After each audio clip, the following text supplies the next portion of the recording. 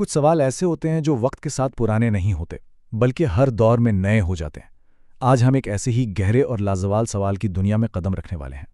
जरा सोचिए, रूह आखिर है क्या? और जब मौत आती है तो ये कहाँ चली जाती है? ये वो सवालात हैं जो सदियों से हर इंसान को सोचने पर मजबूर करते रहे हैं, चाहे वो कोई बड़ा फलसफी हो या एक आम इंसान। तो आइए शुरू करते हैं हमारे पहले हिस्से से, एक लाजवाल इसरार। अच्छा, हमारी आज की इस पूरी गुफ्तगू का जो मरकज़ है ना, वो है एक सदियों पुरानी किताब, एक ऐसी किताब जो इन्हीं गहरे राजों से पर्दा उठाने की एक बहुत बड़ी तारीखी कोशिश है। अब आते हैं दूसरे हिस्से की तरफ, जिसका उन्वान है रूह की किताब। जी हाँ, इस किताब का नाम है किताबुल रूह और इसे लिखा है 14वीं सदी के एक बहुत बड़े आलिम इमाम इब्ने क़य्यिम ने। और मज़े की बात यह है कि आज भी इतनी सदियां गुजरने के बाद रूह के मौजू पर इसे एक बहुत जामे काम समझा जाता है। और एक और दिलचस्प बात, इसके सरवरक को ही देख लें, इस पर लिखा है रूह का इंसाइक्लोपीडिया। मतलब ये नाम खुद ही बता रहा है कि ये कोई छोटी मोटी किताब नहीं, बल्कि इसका मकसद इस मौजू का मुकम्मल अहाता करना है। तो अब जरा देखते हैं कि इस किताब के बुनियादी सवालात क्या हैं। आखिर इस पूरी तहकीक का मरकज़ क्या है, यानी मुसन्निफ किन बुनियादी सवालात के जवाब ढूंढ रहे हैं। शुरुआत होती है सबसे बड़े, सबसे बुनियादी सवाल से कि ये रूह आखिर है क्या चीज़, इसकी असल हकीकत, इसकी माहियत क्या है।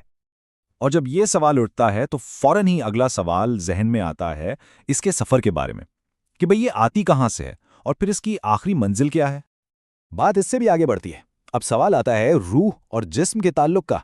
ये जिस्म में आती कैसे है, और फिर जब वक्त आता है तो इससे जुदा कैसे होती है। और फिर आखिर में ये बड़ा ही खूबसूरत सवाल है जो इस पूरे रिश्ते को समझा देता है कि रूह के आने से जिस्म में ज़िंदगी कैसे आती है, वो आबाद कैसे होता है, और उसके जाने से सब कुछ वीरान क्यों हो जाता है। ठीक है, तो सवालात तो बहुत गहरे हैं। अब देखते हैं कि उनके जवाबात के लिए क्या फ्रेमवर्क इस्तेमाल किया गया है। दिलचस्प बात यह है कि किताब खुद ही अपना तरीका बता देती है। उसके सरवरक पर साफ लिखा है कि इन सारे सवालों के जवाबात कुरान और सुन्नत की रोशनी में तलाश किए जाएंगे। अच्छा, तो यहाँ ये समझना ज़रूरी है कि कुरान और सुन्नत क्या हैं। ये इस्लामी अकायद और कानून के दो सबसे अहम ज़राए हैं। कुरान मुसलमानों की मुक़द्दस किताब है और सुन्नत से मुराद पैगंबर इस्लाम हज़रत मोहम्मद सल्लल्लाहु अलैहि वसल्लम की तालीमात और उनका तरीक़े ज़िंदगी है। और अब हम पहुँचे हैं अपने आखिरी हिस्से पर, एक दायमी जुस्तजू। देखें, 14वीं सदी की ये किताब एक बड़ी अहम बात याद दिलाती है। वो ये कि जानने की कोशिश, समझने की तलाश, यह हमारी फितरत में है। सदियों गुजर गए, दुनिया कहाँ से कहाँ पहुँच गई, लेकिन रूह को लेकर जो बुनियादी सवालात हैं ना, वो आज भी वैसे के वैसे ही हैं।